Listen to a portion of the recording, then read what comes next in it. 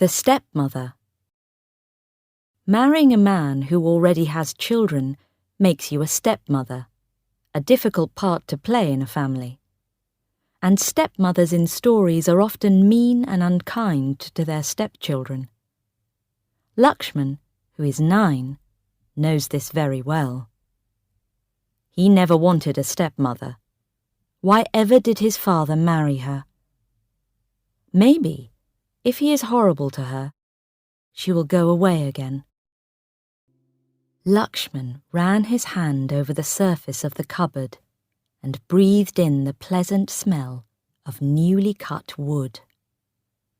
An almirah, with 4 doors, 2 above and 2 below, and a shiny key in each one. What use was an almirah to a baby? Nobody ever made almirahs with 4 doors. Carefully, he turned the keys to look inside.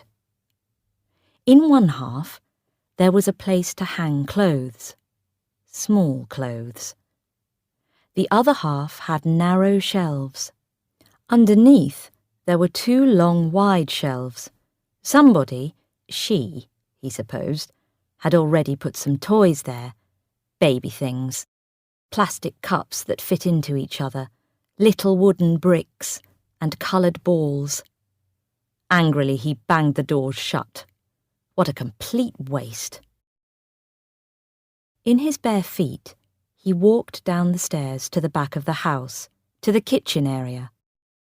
The old amme was squatting on the floor, cutting up vegetables for the meal. A row of pots and pans stood on the floor, and Candy, the Alsatian dog, was sleeping peacefully beside them, his tail occasionally waving away the flies. Both Lakshman and the amme knew this was against the rules the new woman had made after she took control of the house. But they understood each other, the old cook and the boy. He squatted down opposite her, watching her. Although he was 9, he was small for his age, small but strong. He wore an old shirt and a too small pair of washed-out blue trousers. For some time he watched the amme in silence. Then, in his rather high little boy's voice, he asked, "Where is the bloody woman?" The amme did not stop her cutting. She said calmly, "She's getting dressed to go out. She wants you to change and go with her, to buy new shoes for school." The boy sighed. He picked up a piece of sugarcane and began to suck it noisily. That was really too bad. Did she really think he'd go out with her? Walk in the street where all his friends would see him? True, his father had said she would help him and look after him, but that did not mean she could give him orders, or that he had to do what she wanted. Why, he wouldn't go with her for anything, not even if she offered him a bicycle. Lakshman had been saving for a bicycle for some time. His weekly money from his father, gifts from aunts and uncles and grandparents, all this was carefully saved. In fact, Lakshman lived for the day when there would be enough for that bicycle. But dislike of his stepmother was so great that he could not even imagine himself accepting a bicycle from her. He bit off a piece of sugarcane and said crossly, "I am not going out with her to buy a pair of shoes." It was hot in the kitchen. The amme lifted a corner of the cotton cloth she was wearing wrapped round her like a skirt and wiped the sweat from her face and neck. At that moment, Lakshman's stepmother appeared in the doorway. Her eyes took in the scene and narrowed angrily. She raised her voice and said, "Amme, I have told you again and again not to cut vegetables on the floor. and then to Lakshman. "Lakshman, go and change your clothes. I want to take you out to buy a pair of shoes." Neither Amme nor the child moved. The Amme began to cut vegetables again, with great concentration. Lakshman looked quickly at his stepmother. The she-devil. Whatever had made his father marry her? He said, "Amme doesn't understand English, and I don't want to go out. You buy the shoes for me." The woman straightened her back and looked down at him. "If Amme doesn't understand English, why don't you tell her in Sinhalese? And you say you won't come out with me. Well, I can't buy a pair of shoes unless you try them on. So please, get ready. Quickly now." He turned to Amme and said in Sinhalese, "That bloody woman says not to cut vegetables on the floor." Very slowly and heavily, the Amme got up from where she was squatting. She picked up the vegetables and threw them on the kitchen table. Then she said to the child, "Tell her I can't work for her. Also, I am not well. I have to go home." Lakshman repeated in English exactly what the old cook had said. The tall one looked from the child to the old woman a little helplessly, then shrugged her shoulders. "If she is not feeling well, she must go home and get better. Meanwhile, you get ready. I am waiting." He stepped right in front of his stepmother. He had to bend his head far back in order to see her face. He collected the spit in his mouth, then walked slowly and deliberately to the corner of the kitchen where there was a space for washing vegetables, and spat. Spitting was the best way to drive away evil things. Then he said, "But I told you, I am not coming." She took a deep breath. "All right. If you are not coming, I am not buying the shoes." She turned and walked towards the front door. Lakshman ran after her and shouted so that it echoed down the road, "If you don't buy those shoes, I'll tell all the neighbors and relations what a mean, hateful, horrible stepmother you are." She didn't even turn her head. All she said was, "You tell them whatever you like, Lakshman, but if you want a pair of shoes, you've got to come and try them on, or else no shoes." He watched her drive off. He was very angry, but not because he needed the shoes so badly, but because he felt she had won this particular argument. He could hear the men-servants talking and laughing loudly in the kitchen with the Amme, who was packing her things. They were talking about his stepmother, and suddenly a cold fury rose in him. Why had she come here and upset things, when everything was running so smoothly before, and now the Amme was leaving? Upstairs, the baby began to cry. That was another thing. Her baby. All that fuss and bother about him. You would think nobody had ever had a baby before. And all that nonsense about keeping him clean and not touching him with dirty fingers. And almirahs. Almirahs were bought for brides when they got married to take to their new husband's house to keep their saris and jewellery safe. And then he had an idea. Thoughtfully, he climbed back up the stairs.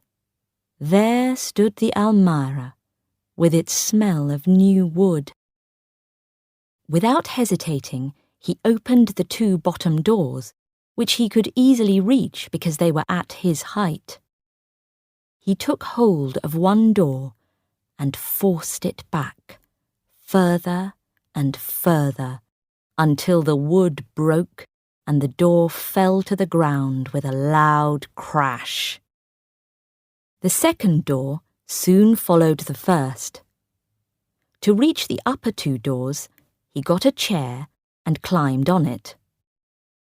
It was more difficult this time, but he pushed as hard as he could until the third door landed on the ground with an even bigger crash. He waited for a moment to see whether anyone would come to investigate, but he wasn't really worried. They, the servants, couldn't stop him. Wasn't he the young master? Anyway, they wouldn't want to stop him. Not at all. They'd be delighted with the trouble he was causing the new woman. He smiled nastily. Wouldn't she be wild? He imagined her return. This time, she'd really get mad. She'd hit him and scream at him, and then his father would get rid of her, once and for all. With this happy thought, he turned back to the Almira and finally managed to break the fourth door off. Carefully, he replaced the chair and left the broken doors where they had fallen. Then he decided to play a game in his room. There would be enough time to hide when he heard the car. She was coming up the stairs. Lakshman was lying flat on the floor of his room, looking through the narrow space under his door. He could hear the changing sound of her footsteps as she came higher and higher, and he held his breath when she finally stopped. She stopped for quite some time. Then she called not him, but the servant. She asked, "Who has done this, Somapala?" Somapala, who had not seen the broken Almira before, gasped and said, "I don't know." There was another pause, and she said something Lakshman couldn't hear. Then she went into her bedroom. That was too much for Lakshman. After all his hard work, he jumped up from the floor, ran through the doors, and burst into her room without knocking. She was standing by the mirror, examining her face, and his eyes met hers in the mirror. He screamed, "You want to know who did it? Well, I did. I did it." His face was red under the brown skin, and his eyes very black, shining with the light of battle. His arms hung by his sides, his hands tightly closed. She turned slowly. "You did it, Lakshman. You." She looked down at him from her great height. Her fingers were playing with the household keys she was holding. "That's really too bad, Lakshman. Breaking the baby's cupboard. We had to pay a lot of money for it." He almost laughed. The stupid woman. What was the point in breaking something cheap? He waited for her fury to break, preparing himself for the punishment, looking forward to it almost with pleasure. But it didn't come. She just stood there and looked at him calmly. Then she said, "That's really too bad, Lakshman. I thought you were a sensible sort of boy." She sighed. "So now we have to ask the workmen to repair the damage.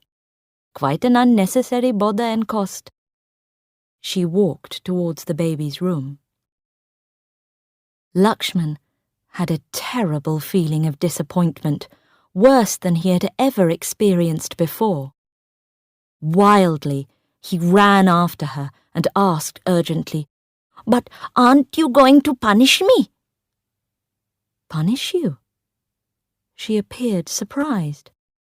"Punish you? Oh, no. There's no point in that, because that's what you want, isn't it?" She looked him straight in the eye. "No, Lakshman, I am not going to punish you, only—" She hesitated for a moment. "About the repairs. You are going to pay for them, Lakshman, out of your bicycle money. That's fair, don't you think?" She opened the door of the baby's room, walked through, and firmly shut it behind her. Lakshman stared at the closed door. The sun was shining outside, and little gold bits of dust were dancing in the sunlight. The blood had left his face, and he stood there, wide-eyed and silent. Then he walked out of her room, past the 4 broken almirah doors on the floor, and down the stairs. His head was bent as he went slowly down, his old shirt hanging out over the 2 small blue trousers. He heard the door of the baby's room opening. The woman was looking down at him from the top of the stairs, but he pretended not to see and continued going down without stopping.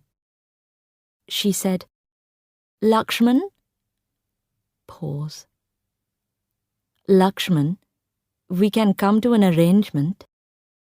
He did not look up. But there was no longer any sharpness in her voice. Instead, there was a warm note in it that the child did not fail to notice.